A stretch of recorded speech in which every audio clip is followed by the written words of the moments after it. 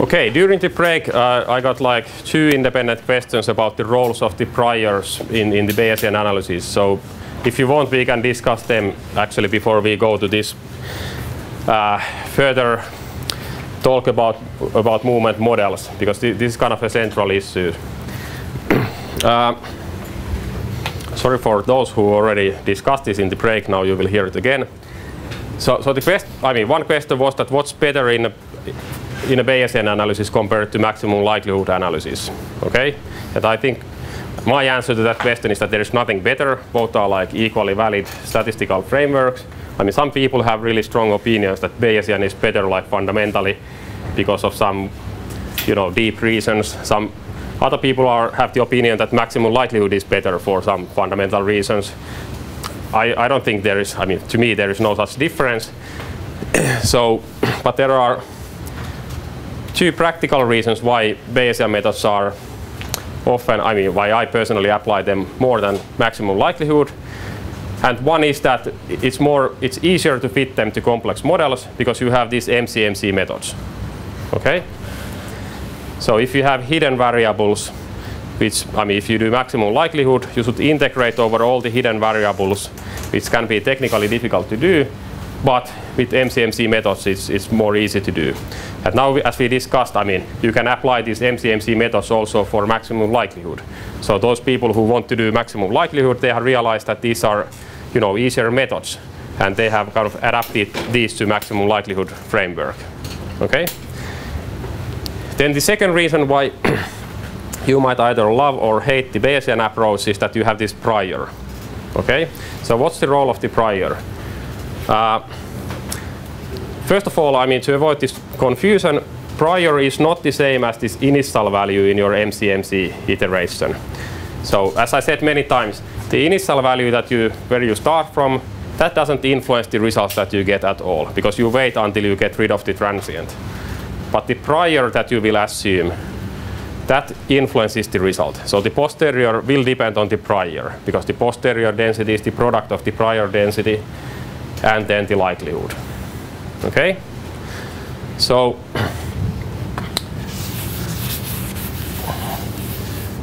assume that you are estimating this parameter, which is for simplicity here between 0 and 1, and assume that we have 2 identical data sets. We just collected the data, some data twice, and let's assume for simplicity that those data sets are identical. And initially, you don't have any information about this parameter. So let's say that our prior is this uniform distribution between 0 and 1. This is not yet telling why a prior is a good or bad. I'm just trying to illustrate how it works. Okay. So let's assume that you start from this prior, and then you apply either just one of the data sets, like data set 1. And this would be the posterior distribution that you get. Okay? These 2 data sets are now identical, so this is what you get also if you apply data set 2. Let's assume that one of these data sets was collected like 5 years ago. Somebody published the study, they published this posterior distribution. Now you collected this data set 2. You don't have access to the original data, but you know the posterior they published. So this is before you did your study. This is like the information you have, what the parameter value is likely to be. So now logically, the posterior that they published is a prior for you. Okay? If I apply this prior and add the information from dataset 2, then the new posterior you get could look like this one here.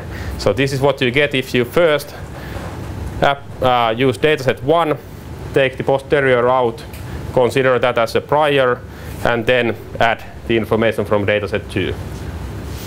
If you do it the other way around, you get the same result.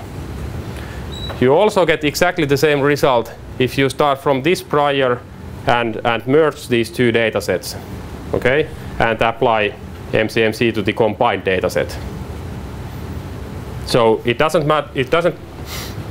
make a difference if you kind of add more data sequentially or if you apply all the data at once.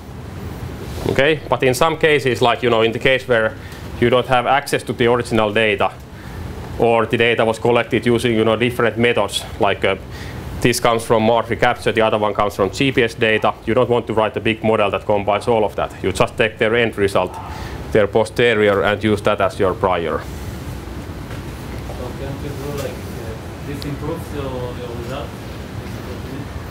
Yeah, because if I would start now, you did this second study, okay? If you would start from a uniform prior, this is the posterior you get, so it's quite wide. There's a lot of uncertainty. But if you utilize the information that somebody else produced already, you will get a much more concentrated posterior. You are much more confident about the parameter value. So maybe you can use the subset of your data and do like an iterative process where you improve your priors. So the idea is that what you are thinking is maybe that, initially you don't know anything. You start from a uniform prior. Then you plug in the information from your data. Let me come back to that soon. Let me first illustrate one procedure and see what you think about that. So I start from a uniform prior. I plug in my data, I get the posterior. This is now my current kind of belief of what the parameter value might be. I use it as a prior. I plug in again the same data. I only have one data set. And then I iterate many times. So does this make sense to you? So all the data, they use maximum likelihood and they found some local minimum.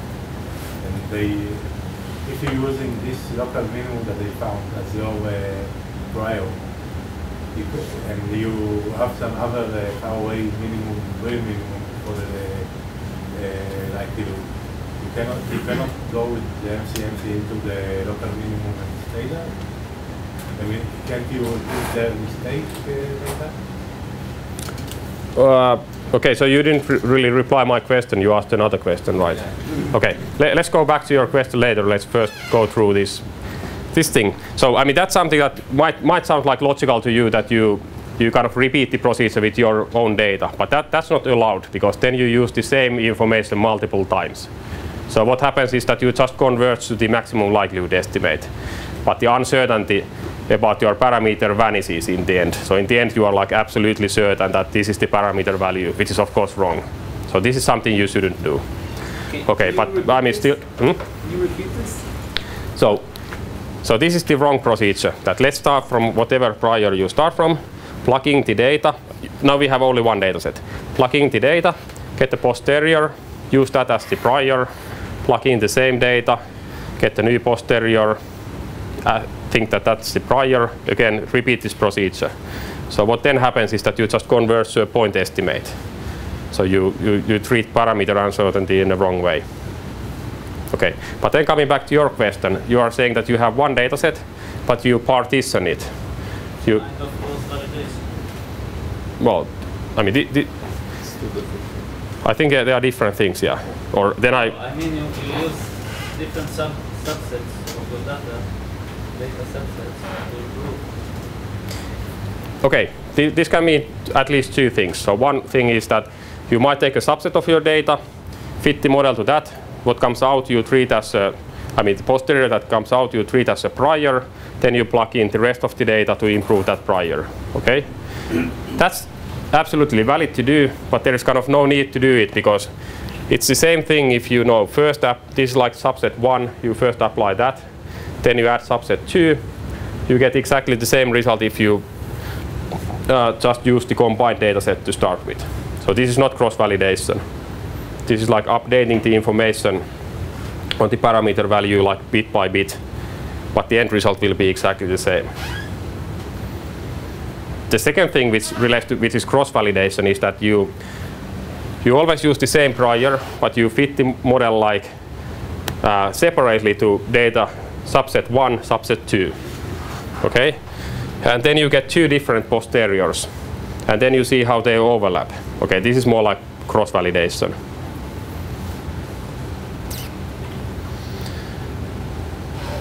Okay, let's then go to the issue of like why and how you would need or construct the prior.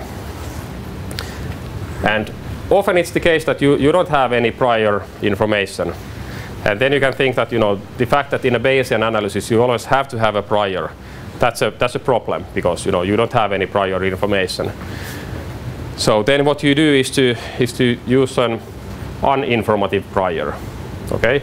For example, in this case you use the uniform prior, basically saying that you don't know, you assume that any parameter value is equally likely. Then there are some technical problems that if your parameter is, for example, defined from -infinity to infinity, and you assume a uniform prior, it's not a probability distribution, because you can't normalize it to integrate to 1. And now let's assume that you wouldn't have any data, you just use the MC to sample the prior. So then it doesn't work, because you don't have a stationary distribution, you just diverge to infinity. And it might be that in a complex model, you have some data, it still might be that you can't identify the parameters. And then what happens is that you will, diverge to infinity, that also the posterior is not proper. Also there is this issue that, it's not clear whether like a uniform prior from -infinity to infinity, something like this, whether that's really like the uninformative prior. Let's say that our parameter is like the log of some variance parameter. Okay? And if you assume this like uniform prior in a really wide range, what you are basically saying that, you would know that this variance parameter is like, depends on the units of your data and so on, but you would like see from the data that it's probably something like 1. Okay? At that scale. But you still want to apply a uninformative prior. What you are actually saying with this prior that it's very unlikely that it's in this reasonable range. It's very, very likely that it's either like very, very small or very, very big. So it's not clear whether this is the uninformative prior. I can equally well do this prior that this is the variance parameter, not in the log scale but in the real scale. Okay. I put here a uniform prior. So now I have two kind of uniform priors for the variance parameter, and they are different priors. Okay. So there is no one well-defined, most uninformative prior. Okay. In some cases we have prior information, and then it's clear that Bayesian approach is good because you can utilize it. Like in this example, somebody else published their results, you can take that as the prior knowledge. Or then like this example that I showed in my talk, this really complex model, it doesn't have to be this complex model, but anyway, what I'm doing here is combining two different data types, movement data and census data. Okay? So one way to do that, and the way that we did it here in practice, is that we first look at the movement data only. Okay? We fit the model to movement data. That gives us the information about these movement parameters. And whatever came out of the movement model, we plug in as prior for the model, which is the census data model. Which includes this movement part, but we don't anymore add the movement data because we used it already. And this is technically much easier than use all the data at once. So this is one advantage of the prior, that you can combine data types. You first use part of the data, whatever comes out, you think that that's the prior of those parameters for the next inclusion of next data.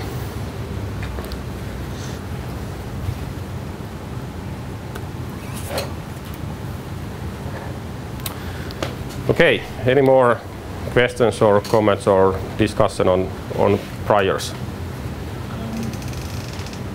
Basically, if you have a non-informative prior, you convert exactly to maximum likelihood. Prior gives you nothing. Only the data, only the likelihood, the data give you something. Now, if you have an informative prior, so okay, it may help. Although if you have very strong data, so the likelihood will again determine most of your conclusions. And I think that many times when I read papers and I see with Bayesian methods used, I see that all they do is say, look, the data is so strong, so no matter which prior we choose, we get the same result, we get the same conclusion. And I wonder, okay, so do maximum likelihood. I mean, difficult, all this Bayesian stuff, because it is so much more complicated by means of computation and all of this. So if you really believe that the prior will help you getting better conclusions, use it. But if all you want to say or to show is that your data is so strong, so the prior matters nothing, so don't use it at all from the beginning. Sure. Yeah, I mean, first of all, you are absolutely right that the amount of data matters. Like I showed in the lecture, if you don't have any data, then you just get the prior back. If you have very little data, then you basically get the prior back. It just changed a little bit by the information from the data. But if you have much data, then in the end the prior doesn't matter at all.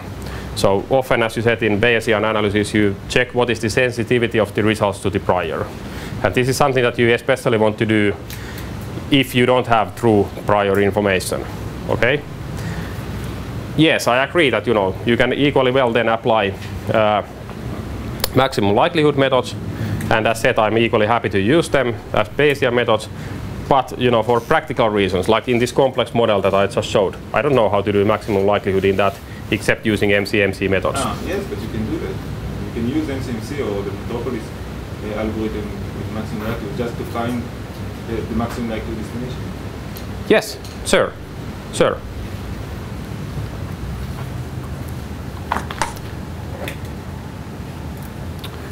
Okay, now we are moving to today's talk, which is basically expanding the homogeneous space animal movement models to more heterogeneous space.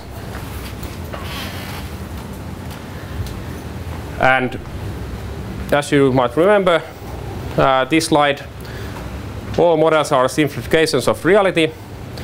And when we looked at the homogeneous space model, we were simplifying the structure of the landscape as much as possible, coming to this end. In this talk, I will consider both these kind of approaches where you have a rather realistic map of the landscape, but also these kind of approaches where you simplify that to a network of habitat patches, which you can do in some cases like the butterfly metapopulation. Of course, in many other cases, this kind of description doesn't make sense.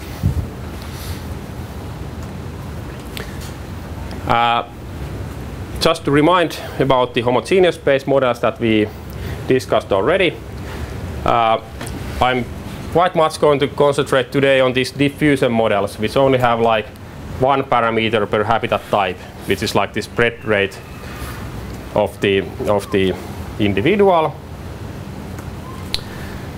So when we work in heterogeneous space, the simplest idea is that let's assume that each habitat type has its own parameter value.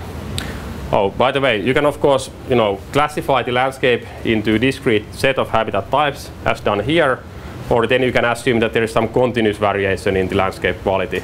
I will talk about that later. I'll start with this discrete classification. And in my case study, I already talked about this habitat selection, edge-mediated behavior, but now I just go a little bit more detail through the kind of the mechanisms of how this is actually modeled in these heterogeneous space diffusion models. So this is once again kind of the graphical description of the model. You have different habitat types. When you are in the core area of any habitat type, then you just follow diffusion with the parameter that depends on in which kind of habitat you are. But when you are in the edge between two habitat types, then you do some kind of active habitat selection. Like this butterfly was flying from that nice meadow. Just by random, it came to the edge. It was about to leave to the forest, but then it noticed that doesn't look so good there than it was before, and then it made the decision to go back. So this you can model by, you can call this habitat selection. And as I will illustrate soon, you can model that by advection, which in this equation is this first spatial derivative. So the key issue with this diffusion models is that you assume that the individual only uses local information. Okay. So like these movements are, what it's doing here only depends on what is like in the neighborhood, not what's somewhere far away.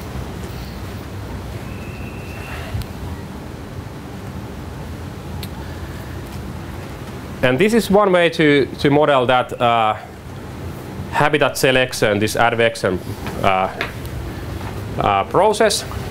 To simplify, this is just a one-dimensional domain. So this is the space, the x-coordinate, and I'm assuming that on this side of the CRO we have a habitat patch that the butterfly likes. In this side we have a matrix, so in between we have the edge between the patch and the matrix. And what I plotted in this graph is the advection term with the b or x of the diffusion advection model. So this tells like to which direction does the butterfly want to go, through this active habitat selection, and how strong is that bias. So a positive value here means that you want to move to the left, so that you want to go to the patch rather than the matrix. Okay? So this is the assumption that I make in the model, that there is active habitat selection which is pushing the individual towards the patch if it's at the edge. If it's here inside the patch in the core area, there is no habitat selection, it's only doing random walk. The same if it gets far away in the matrix, so that it's outside the detection rate. But if it's in the edge, I assume that there is some force pushing it to the left, to the habitat patch. The edge is defined as discrete, another discrete region. The forest, the patch, and the edge as a region. The edge in this case, it's not defined as an additional habitat type necessarily. The edge is basically defined as the region where this bias is non-zero. So that's the assumption I make in this model. This is the outcome of the model. What comes out if you plug in this assumption into this diffusion advection model. So in the y-axis we have the probability density for the individual's location. So this is basically like the density of where the individual is. When this simulation starts from time 0, this is a uniform distribution. So let's say that initially the butterfly can be anywhere in this domain. I'm assuming reflecting boundary conditions so that it doesn't go out from this box. And then as time evolves, time goes on, you see that very soon the probability of being on this side is much higher than being on this side. Okay? This is kind of self-evident because we have this force which is pushing the individual to the patch. On top of that there is this random movement, so it can get out, it can be here.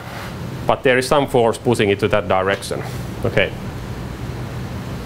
We have three different curves here, the blue, red, and black. And here we have the predictions for those three different curves. And what I would like you to notice is that the black one and the red one, they are pretty much give the same prediction. If you are, if you are far away from the center of the edge, if you are here or here, they give identical predictions. Okay? Although the bias is quite different.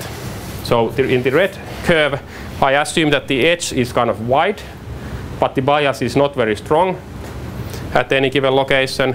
Whereas in the the black case, the edge is much more narrow, but there's like really strong bias in that narrow edge. What you call bias is in the sense the strength of the advection. Exactly. Yeah. And as said, these two give rise to the same result in terms of this, difference in probability density. And this is also something that you can show mathematically. You can figure out like what is the difference in probability density of being inside the patch, in the core area of the patch, compared to being in the matrix in terms of the strength of this bias. So what comes out here is the integral of this bias.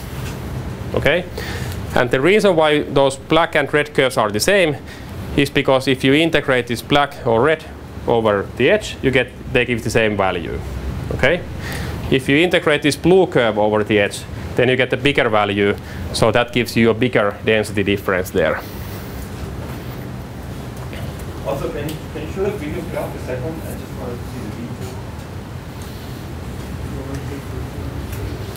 Oh, I see. So this is the B, the bias. So we assume that, I mean, in this 2D case, the bias is 0 here, 0 here, and in this region there is this peak which is pushing you to that direction, to the patch. Minus the derivative of potential. Minus of? I mean, the Fokker Planck language is the derivative of potential to the minus. Sure. Okay. Now let's say that we want to apply this diffusion model with the habitat selection at edges to this landscape here. And there is this kind of practical consideration that, you know, there are a lot of edges in this landscape. If I want to model that bias, I have to put this, you know, bias term to all of these narrow strips here, which are the edges between the all different habitat types. So it's kind of computationally quite tedious. I have to discretize the space to very, very small triangles around each edge. So it's something that you wouldn't like to do in practice. So that's why we utilize this kind of mathematical observation that all that really matters is the integral of the bias. If we assume that this edge is narrow compared to the dimensions of the landscape, so we can take a scaling limit. That is something that we did with Steve Cornell in a paper in 2003, where you start from this two-dimensional model. You have the matrix, you have the patch, and you have the edge. And then you just assume that the edge becomes more narrow, but you keep the total integral of the bias. So you assume that the bias, which is this arrow here, becomes more strong. So at the end, you just come to a single line, okay, with a very strong bias, like a delta distribution type bias. And this is what I showed in the simulation, like what kind of density profile you get across the edge. So at the limit, you just get this discontinuity, that the probability density just jumps to a higher value inside the patch compared to the outside the patch. And now this relative difference here, which I call the parameter K, is my habitat selection parameter.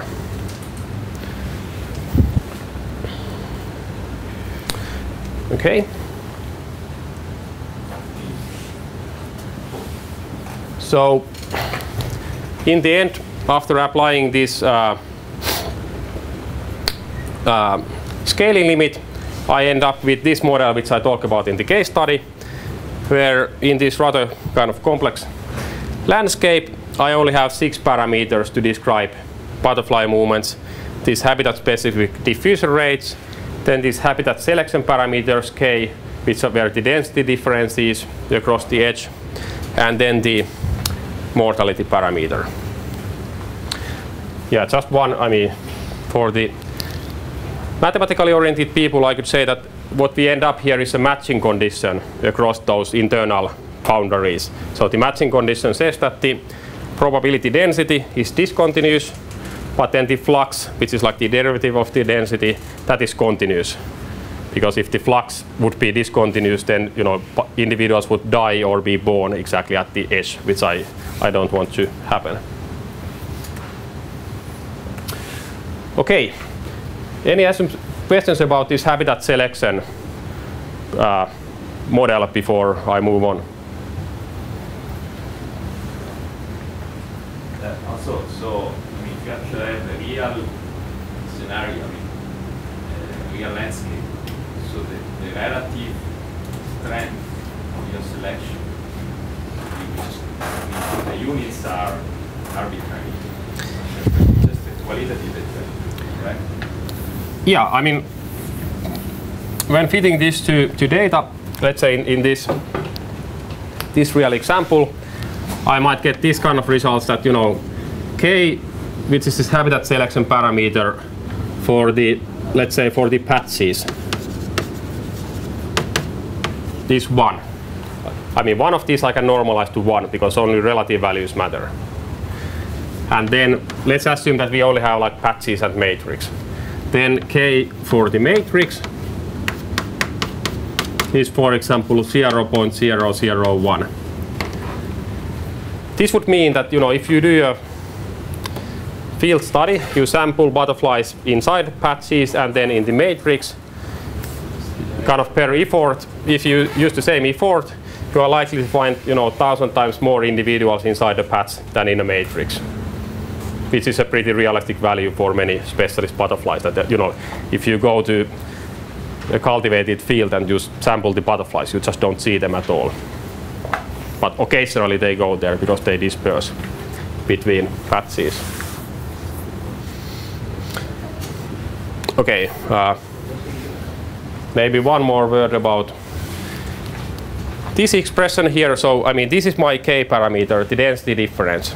That depends on the amount of the bias, which is this px, but it also depends on the diffusion rates. So if the diffusion parameters are different between patch and matrix, that also creates some density difference. So it's a combination of few things.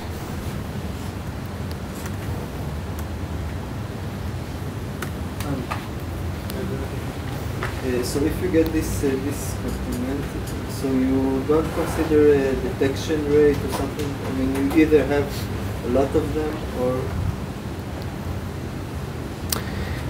Yeah. So in reality, I of course know that like these butterflies, they have some detection rate. Maybe 30 meters or something like that is a realistic value.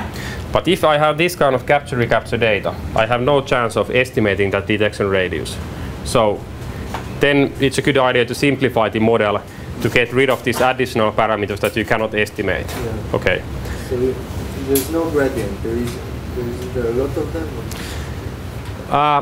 Well, I mean, the way I think of that is that in kind of my full model, there is this, you know, detection radius, there is some gradient along the edge, but I don't try to estimate it. I just try to estimate the integral of that, because that's what I can do. Yeah. But then, of course, there are, you know, more detailed data sets. Somebody followed the butterflies in the edge, just at the edge. Yeah. Then you can fit a more mechanistic model. But the point I'm trying to make is that in this case, there is no need to know that detailed behavior, because whatever that is, it will be summarized by the integral. This habitat selection, just to get some intuition, can it be viewed just as a probability to return when you hit the edge? Yeah, it's related to that. It's not exactly that, but it's a kind of a function of that.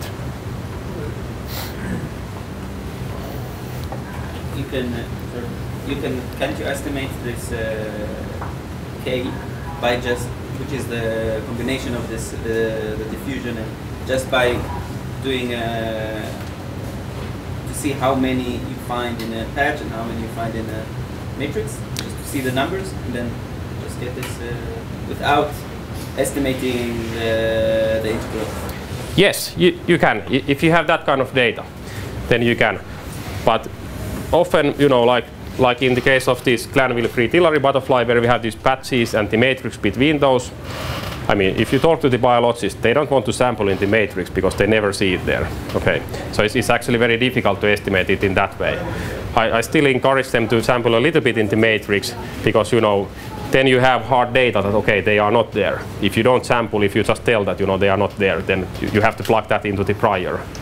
But that's another way of estimating it, that in a more continuous situation, if the parameters are not like this extreme, that you just sample in these two habitats, and, you know, it's like this habitat utilization parameter, basically the same thing.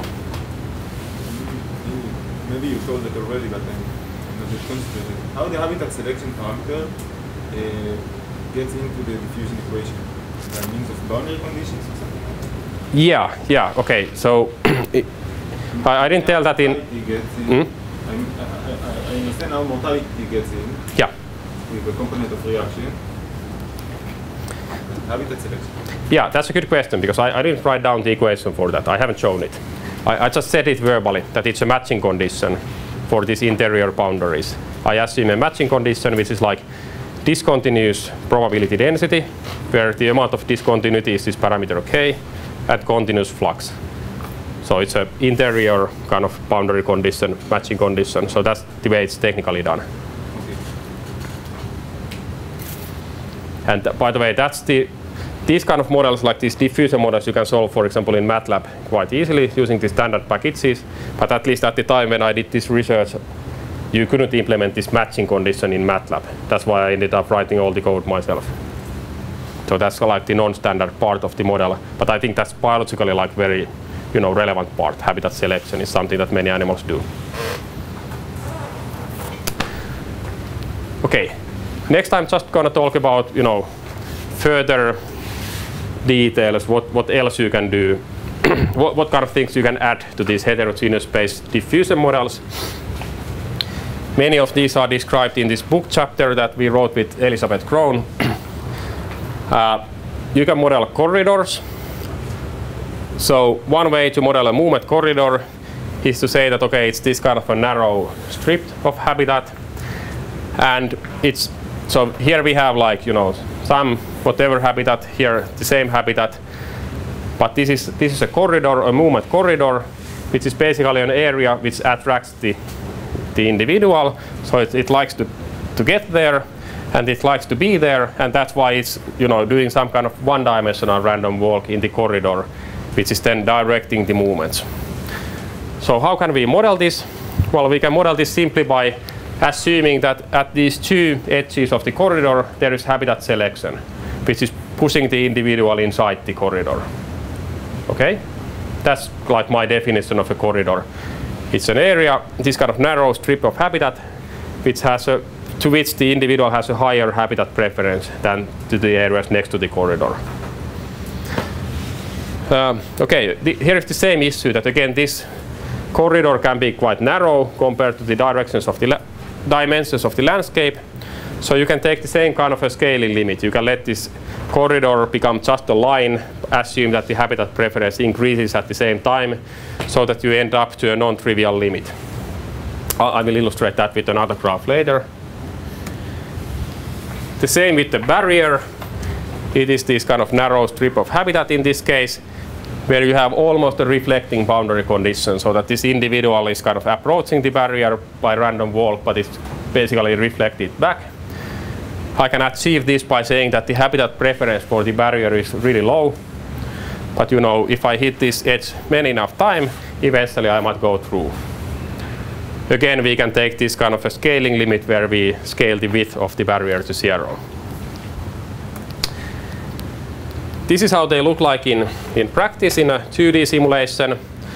So I don't show the landscape below this, but there's a landscape which has some roads, okay?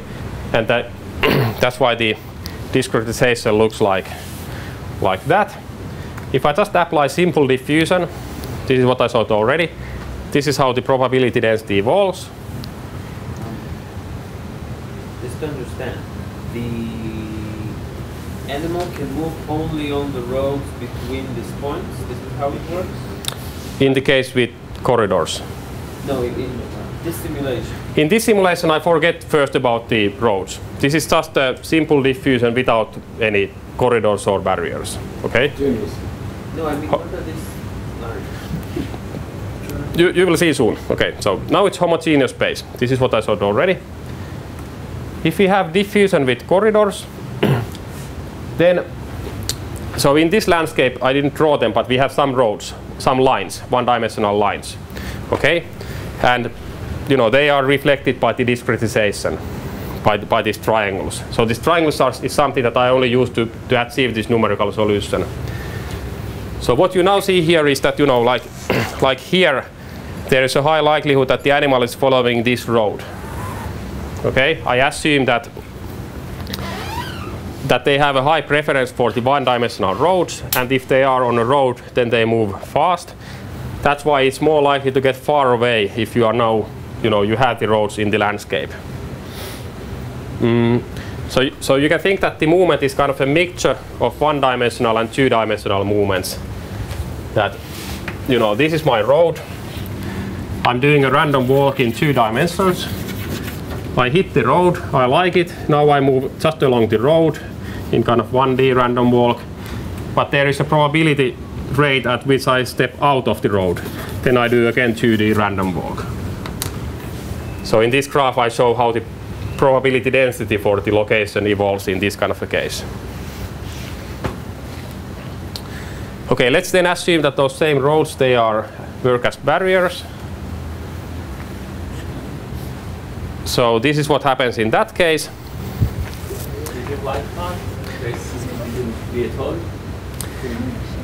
The white part is the discontinuity in the solution. So I started from the center, and here's a road. So I'm unlikely to go through that road.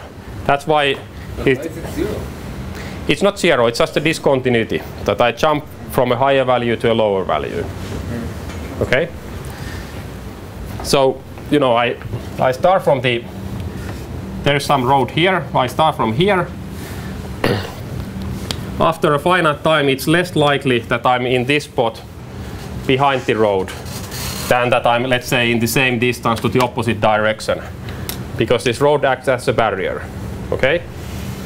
And that's why it's creating this kind of a discontinuity to the probability density. What's the meaning of the width of this strip?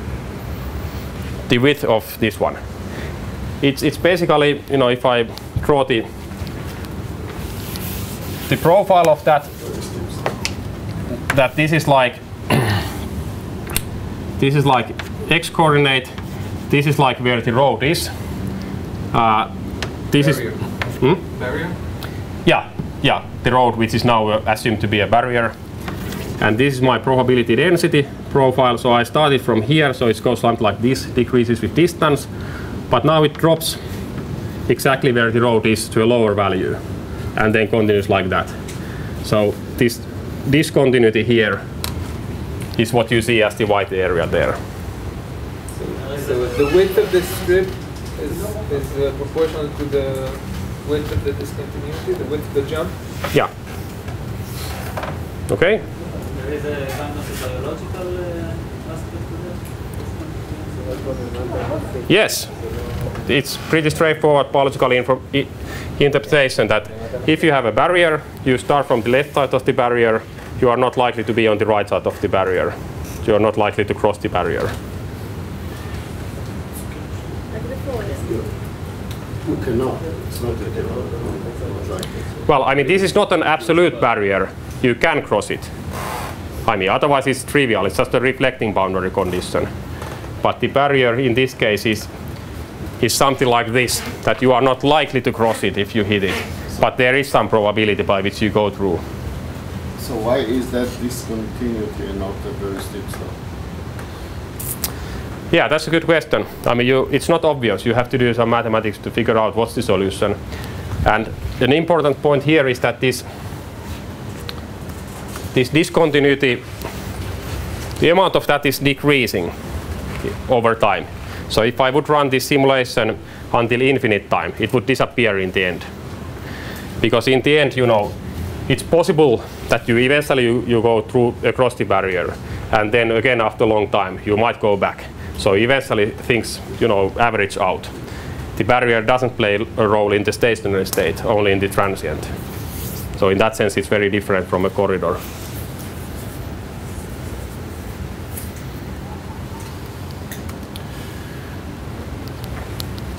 Okay.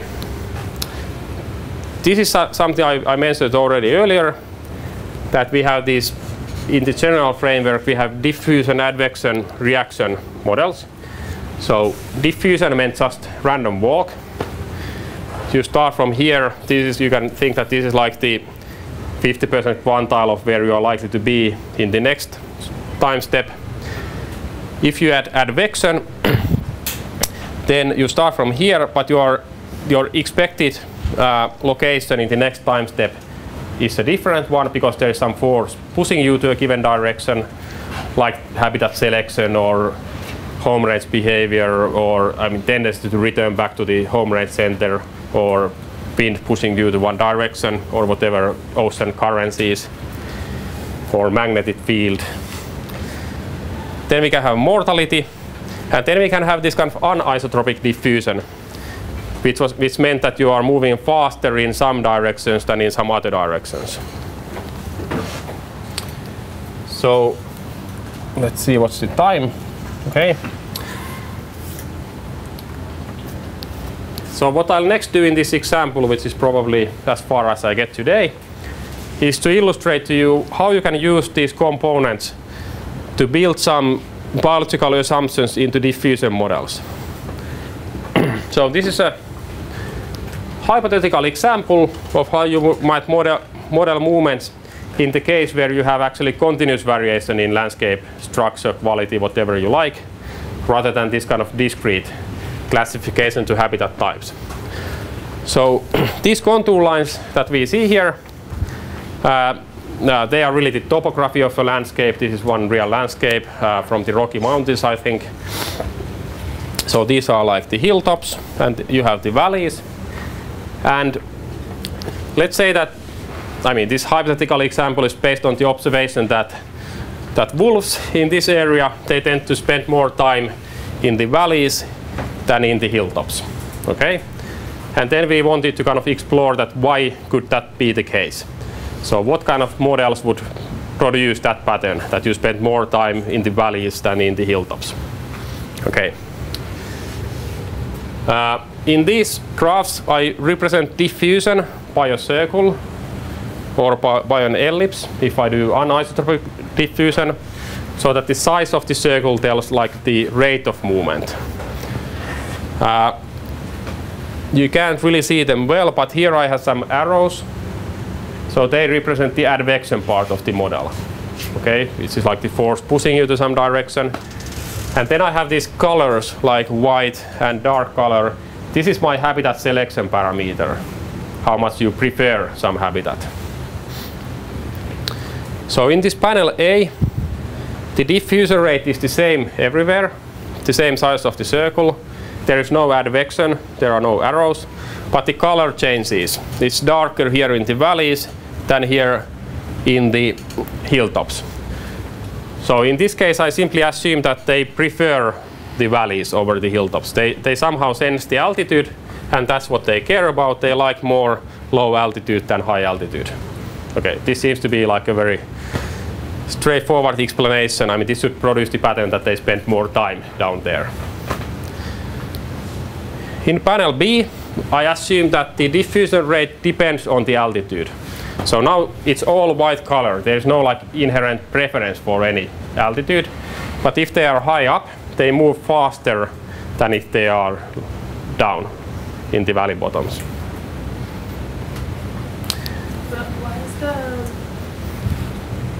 anisotropy going, it's staying in the same altitude? Let's talk about that when we get to E. So in panel C, I assume that the wolves, they actually don't care about altitude as such at all. What they care about is the habitat type. And here I classified the habitat to forests and rocks. Okay? Rock. Yeah. So in this landscape, I mean, as is usually the case, the forests you find in the valley bottoms, and then the rocks, I mean the mountains, they are just consist of rocks. And if that's the case, that the individuals prefer forest over rock, that's likely to produce this pattern that you find them in the valley bottoms, although they don't care about the altitude as such. About A and B, isn't when you talked about preference, you said that the diffusion is, when you calculate it, it's inherently part of the preference. It's the integral and the difference between the preference, the diffusion rates. So actually B is part of model A, it's not exactly different models. Yeah, I mean here we have continuous variation in preference. What I showed in the last case was where you have this edge, and then you have like discontinuous variation in preference. So you can construct this model either by, I mean you cannot construct this model by varying the diffusion rate, because as you see, I assume that the diffusion is the same in all cases. If you do the gradient, the diffusion rate change, you can get to the same model. I think you cannot exactly, because in this case you want the diffusion rate to be the same in all areas. Or maybe you can, I'm not certain, this is a non-trivial question. But one way to do this is that you assume that there is like, small advection parts, like there's some advection how. Okay. But if you implement the model, then you really have these 3 parameters. So that this is a different way to parameterize the model than that one. Conceptually, each point is like a release point, and the circle is like probability to find the animal of No, this is more like a graphical illustration of the model. So rather than writing down an equation, how does diffusion depend on altitude or so on, I just plot it on a map. So in the next graph, I will have a release point and then see what happens. But this is just a way to define the model kind of graphically. So the points are like the present location, so that if the animal is now here, so in that sense it's a release point, yeah, then where it is likely to be in the next time step. Although, this is a continuous time model, there is no next time step, but anyway.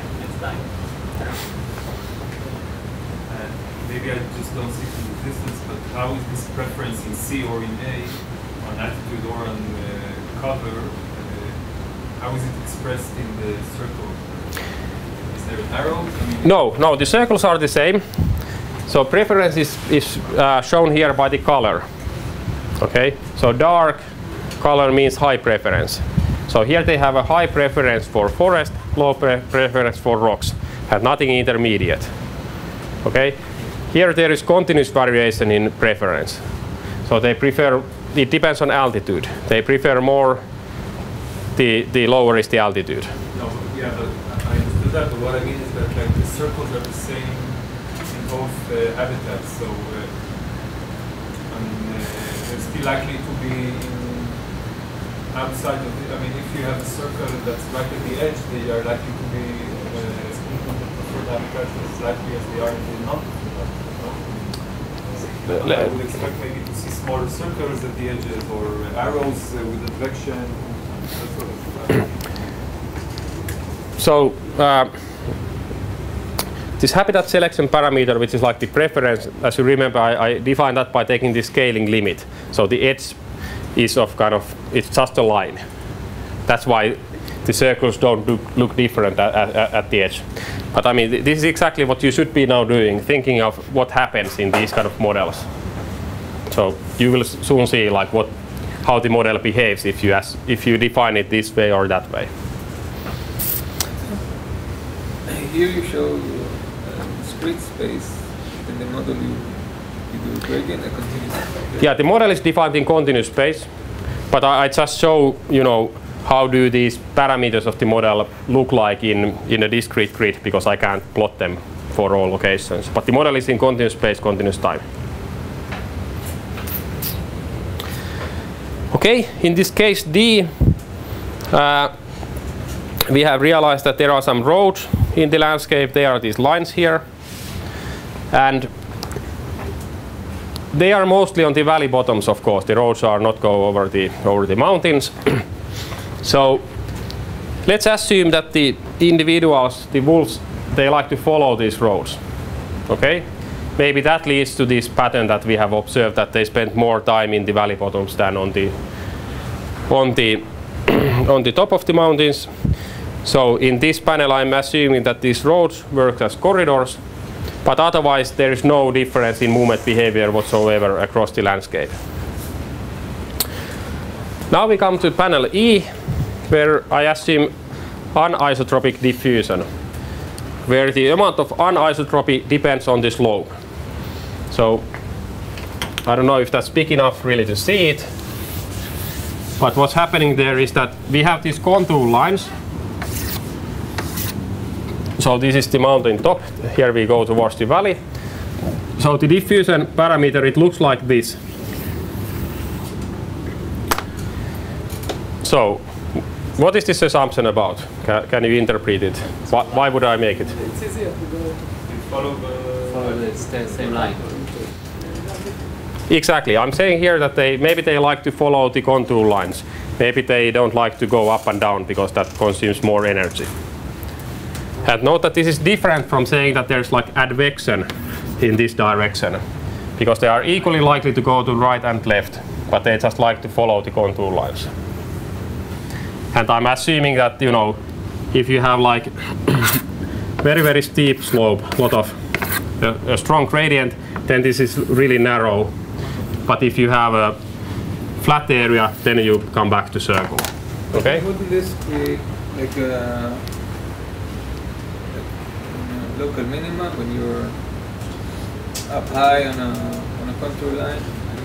You get stuck there, sort of? You are saying that you get stuck where? On the top of the hill. On the top of the hill. On the contour line, on a high contour line, high altitude contour line. Okay, now we have a model. We have a prediction of what the model prediction should look like. So the prediction here is that you get stuck to these high altitude points. Barriers. The steeper they are. You get stuck to. Yeah, the steeper they are, you get. It's like According to the barriers. anisotropic diffusion, you would have a much greater chance going on the line. So that you are running around the mountain where the slope is the steep. Good. Okay, sounds like a good idea. Let's see. In the next slide, you will see what's the outcome of this model. And in panel C, we just assume that there is advection downhill. So there are small arrows, like pointing to this direction, which says that you have a tendency to go down. Okay. But it also valid in the valley. So this advection works also in the valley, but less strongly because the gradient is less steep. Exactly. The strength depends on the gradient. If you don't have any gradient, if you are in the top or the bottom, then there is no advection. So what is exactly the difference between A and F, okay, they are pretty much equivalent. You can construct A as a limit of the case F. But the implementation in the model is different. Like the way I solve this is very different from this. But you are right that they are, in some sense, they are the same. I can see indeed the effect of the roads, but it seems like you just add the roads, but it doesn't do anything to the Yeah, okay, I haven't plotted like the diffusion rate at the slope at the road. I just said it verbally that I assume that these work as corridors, which means that I assume that there is a high habitat selection for the road. Why isn't that directing like ellipsoid directing downhill? Sorry? Why isn't that in the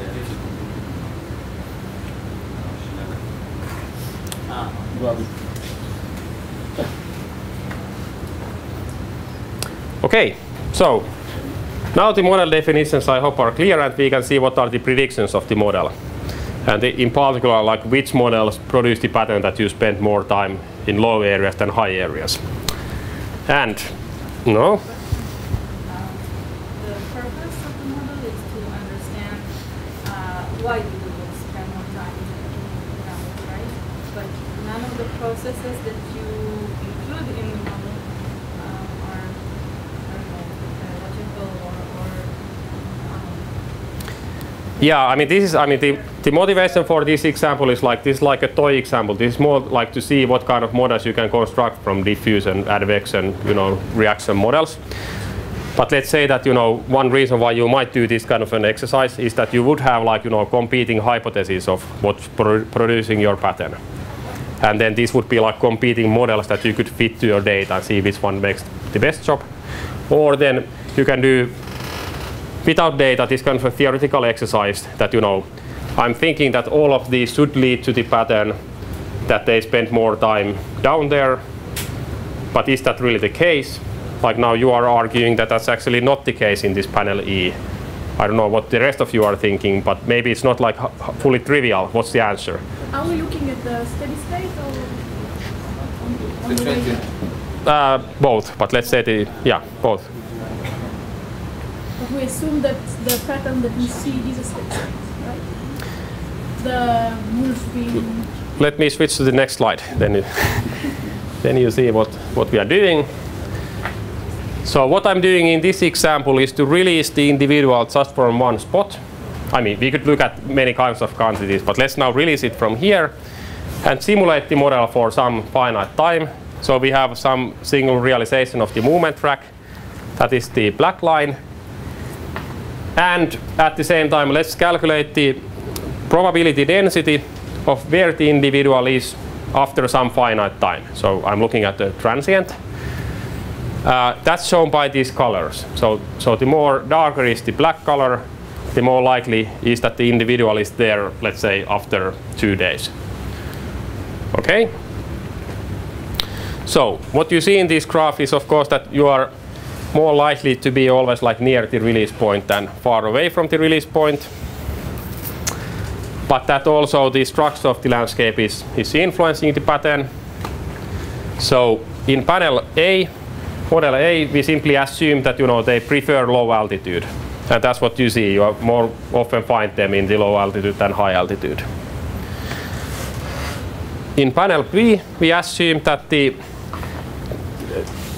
there is no habitat selection, but diffusion rate, the movement rate, is higher on mountain tops than in the valley bottoms. This produces the same pattern, that you are less likely to be in the mountain top than in the valley bottom, because if you go up there, I mean, you might very well go up there, but then you go very fast back.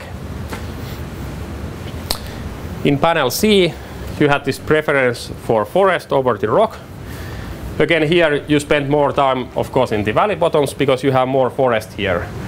But you see that there are some places in the valley bottom where you are not likely to be because that happens to be rock. Here we have the roads as corridors, like this individual happened to encounter this road, it's following it for a while.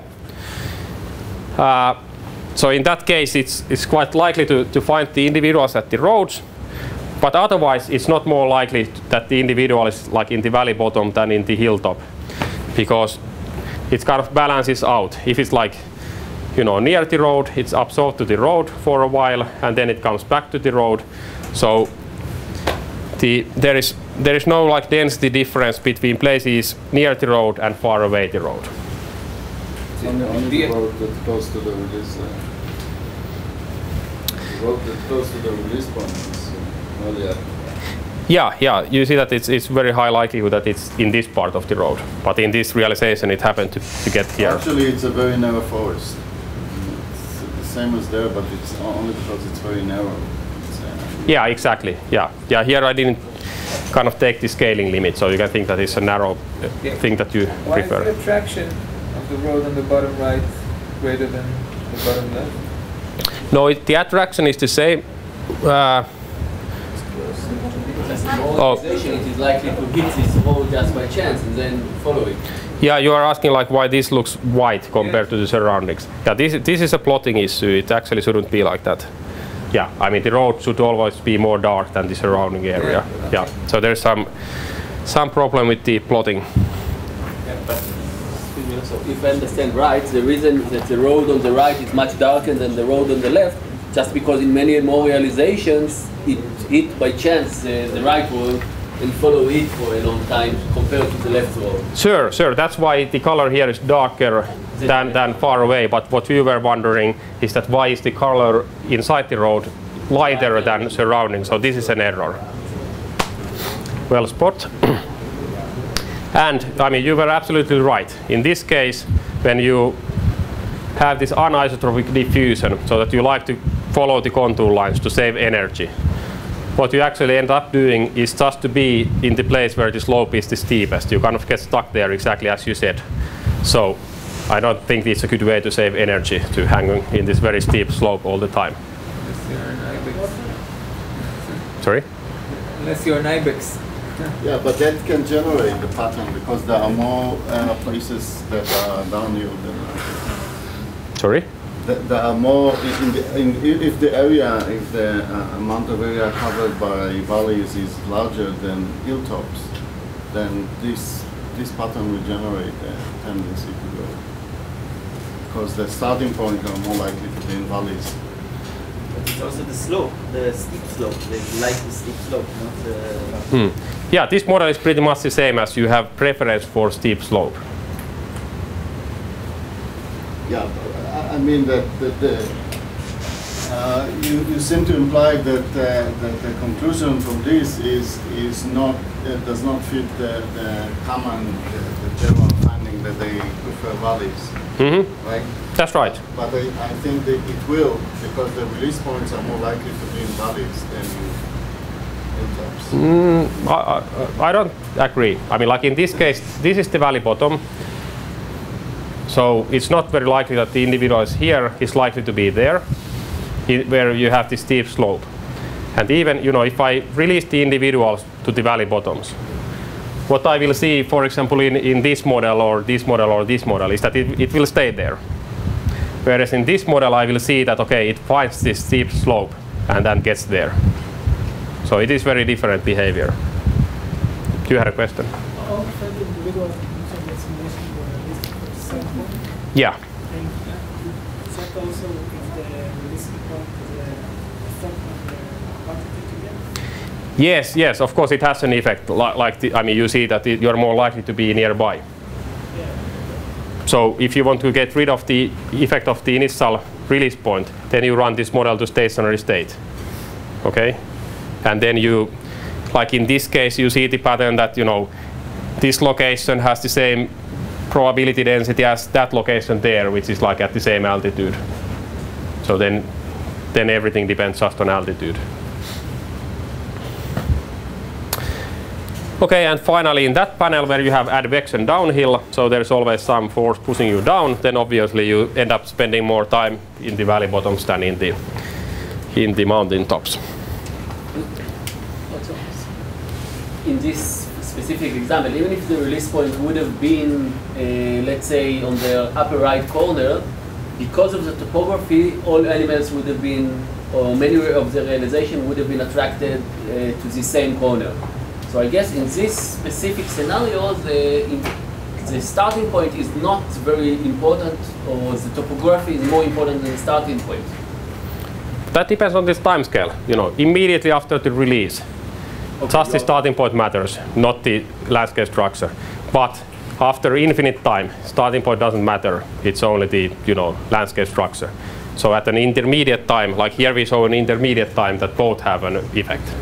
Of course, you know, like in this model, I would run this to infinite time. I wouldn't have dark only here, but also here is a slope. So that would also get some dark color.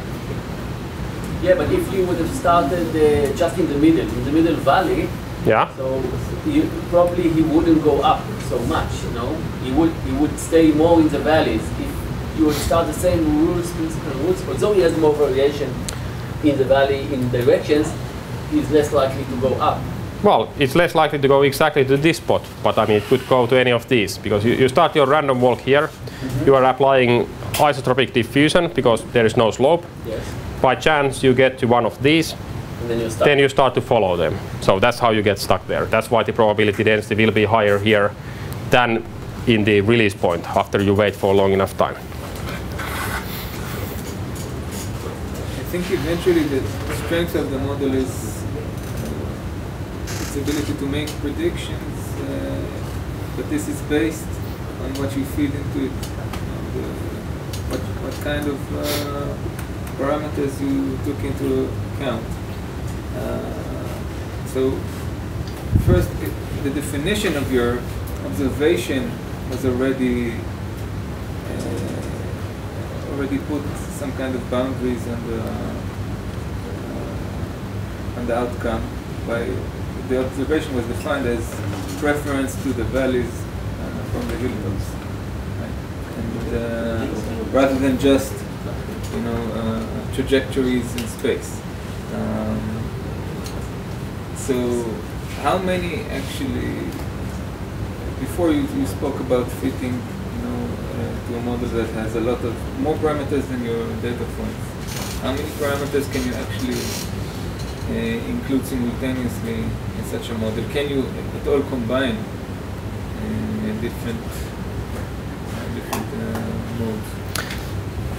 Yeah, I mean, you said that these predictions that we see, they are simply the outcome of what we assumed, and that's of course the case.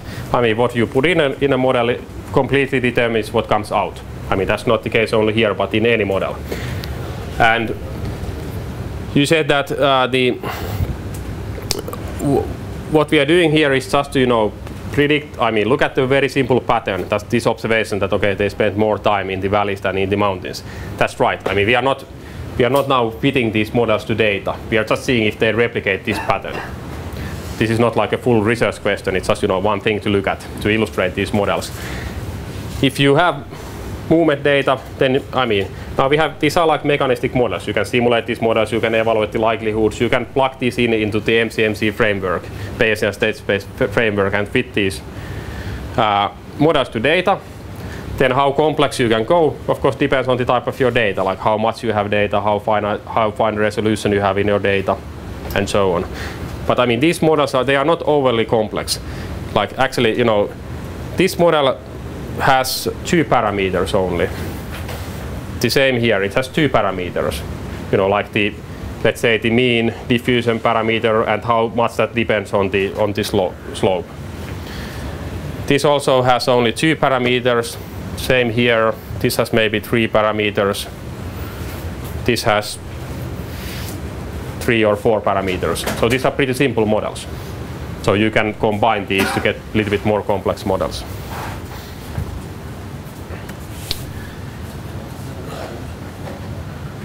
Okay, I think it's time to stop for today.